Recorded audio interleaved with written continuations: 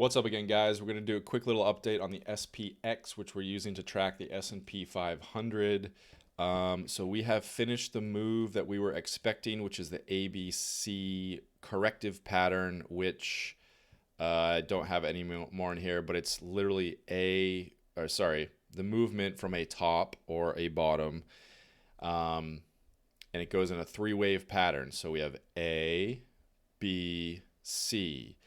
And you can estimate the C wave by the length of the A wave and extend it from B. And so we had predicted that the SPX would go down to this approximately 3950 level, which it has completed. In addition to that kind of target extension, we had this support zone in gray here, right? So that's what we were expecting. This was going to be like a magnet. It was going to suck the price down into this level. Now, in addition to that, on top of that, we had a little bit of the Fibonacci on the A wave from here, right? So that top level down to this level here, okay? Go do some research on how to do fibs. We had that retest right up into this 61% to 76% zone up here, and then a fall down, and we've hit the kind of first, what you might consider a first major Fibonacci target here, which lined up almost perfectly with our zone, right? So we're just kind of, again, sort of stacking on some of those key levels. Now, interestingly,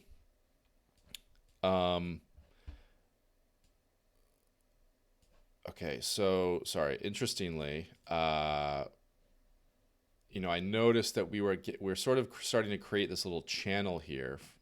So I just put this little channel into C, and it's almost perfect, which is kind of funny. Almost perfect to this channel support level here. Now, this is a hammer candle, okay? So let's talk about this candle. This is last week's weekly close. We came down, we spiked through to this channel support level, which was from this point. We just drew from that point to that point, that low to that low.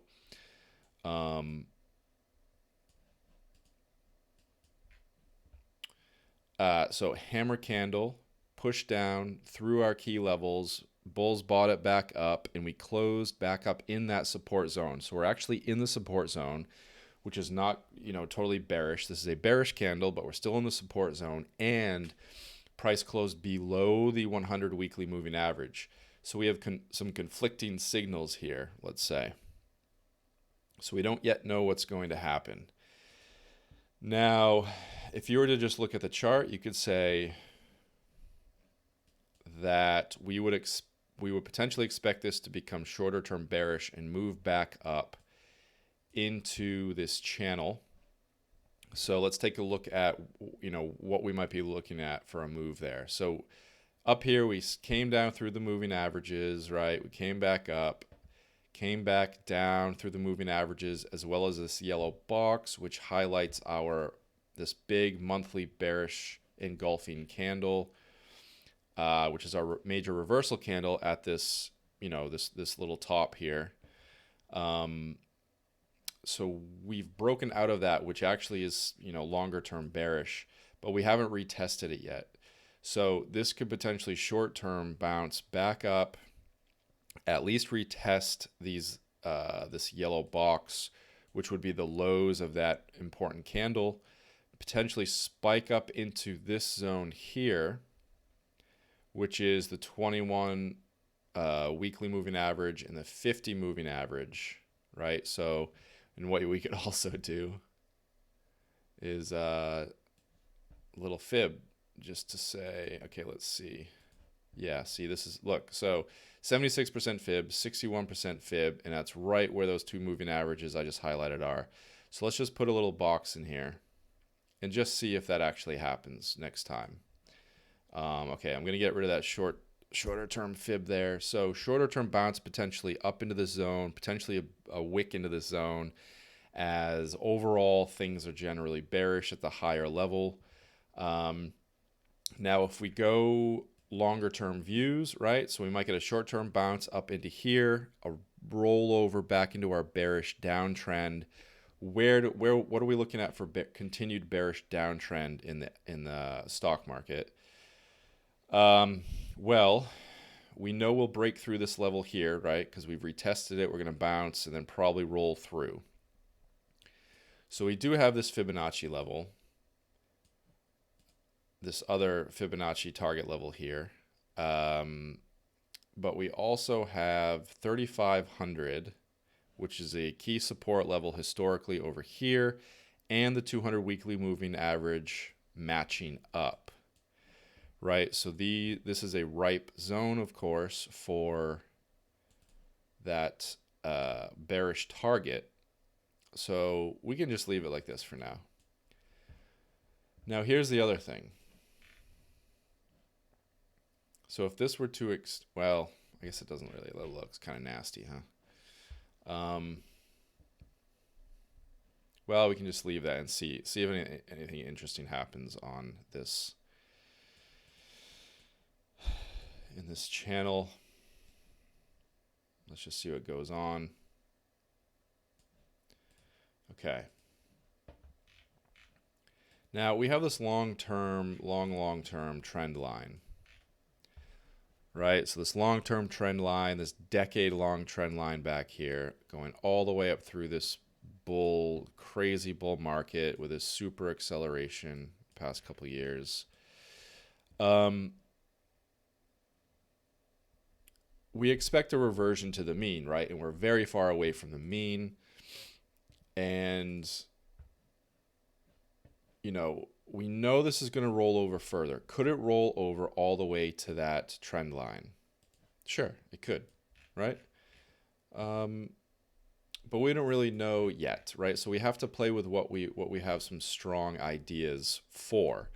So the next target we're going to stick with is actually this zone here, partly because, well, firstly because we just did the analysis and we have a bunch of levels that tell us that that's a decent magnetic zone for price if it rolls over again, but also because there's the 200 weekly moving average. It very, you know, if we look historically here, we've been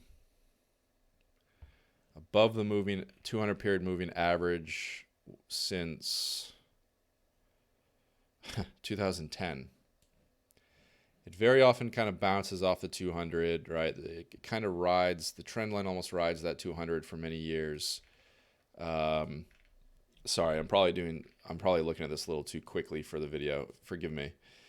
But that's the next, you know, when we get to this point, we have the 200 weekly moving average, which we would expect to be a very, very, very bullish support level. So if it breaks that level for 2-3 weeks in a row, it is very, very, very bearish long term. So let's look at this at the monthly level. So we have this box here that we just highlighted, right? And you can see the monthly level, we've got the 50 period moving average coming up almost exactly with the 200 weekly moving average, almost just like the chart we just recently did, where the 50 monthly is matching the 200 weekly monthly. We've got this key level here, but we have kind of an even bigger key level over here, which is about 3250. And the 3250 crosses the trend here. Now, let's see. Yeah, so, I mean, that looks like another hot zone for me, just to keep in mind. This is a bigger kind of swing high, I would argue, than this one here, which is why I'm highlighting this particular level. Now let's zoom out. What is sort of worst case scenario that we're looking at? Excuse me. So the real high level kind of craziness of all of this is, well, firstly, if we're talking about breakout and retest, we had these highs in the 2000s. Yeah, in the 2000s, around 1550, which we broke out of and never actually retested. So very similar to my Bitcoin analysis, Bitcoin going to 20K because we didn't retest 20K, the previous all-time high, when we broke out of it in the previous bull market, we didn't retest 1550. Could it go all the way to 1550? No idea, right? But we're just doing the technical analysis. We're using our technical rules to say what could potentially happen. Now, when we get to, if and when we get to this trend line, remember we're at monthly level. If and when we get to this trend line, this is going to be a key point to watch the trend line and the various levels around it to see if we get, let's say, 2 monthly closes below the trend line that look really bearish, don't seem to have a lot of bullish support. And if we get below this trend line, that is just tits up, right? That's going to be, we're going to 100% going to go down to this level here, 2150, right? This previous high here, 2150. That's if we break this trend line. And 2150, and look, 200 period moving average coming up right at that level, right? So this is going to, we slam through that trend line, we're going to 2150 at least.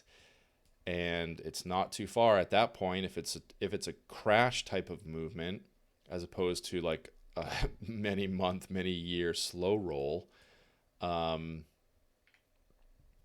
We could potentially sell through to that 1500 level, 1550 level, have some sort of major wick or just sort of major like buying action from here. So quick down and quick back up. Who knows?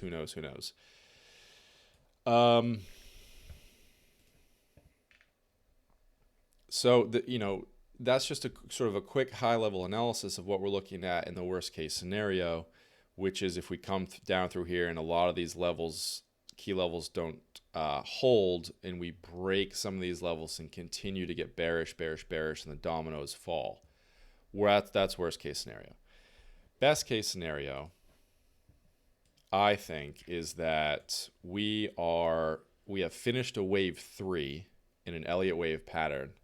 And I haven't done full analysis of an Elliott wave. I haven't watched anyone else's videos. I'm just pulling this out of like the back of my head. Potentially finishing a wave 3 at the quarterly level. Wave 4s tend to be very chaotic and kind of crazy. And we have a wave 5. And I've talked about this previously. I'm not going to break it down too much, but potentially get a final wave 5 to finish the entire thing, but then it's, some kind of major rollover at that point. Now, that theory coincides with some people's theories of a major sell-off top, and I've talked about this before as well. Some of these candles here, just looking at the candles, this doesn't like scream, how do I say this? Okay, so the amount of energy we've had in the market for over a decade has been so intense, just looking at this quarterly chart, right? Just up, constant fucking up, right? It goes up, even faster. These candles around this recent top, if it's a kind of a sort of a swing top here, these don't really reflect that energy.